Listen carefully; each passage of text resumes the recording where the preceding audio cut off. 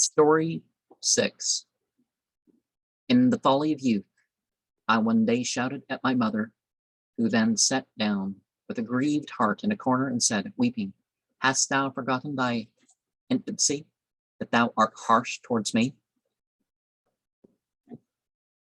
How sweetly said the old woman to her son, when she saw him overthrow a tiger, an elephant-bodied, "If thou hast remembered the time of thy infancy, how helpless thou wast in my arms. Thou wouldst this day not have been harsh, for thou art a lion-like man, and I an old woman."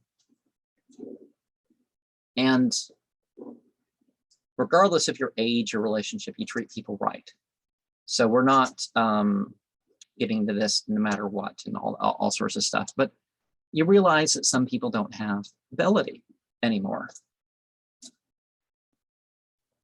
You know, as they get older or disabled permanently or temporarily or whatever, or maybe they never did. And so, you know, judge them on their own, you know, on the terms of their own situation, not, and definitely not just because somebody says, well, this is my way and all that sort of stuff. Don't fall for that stuff either.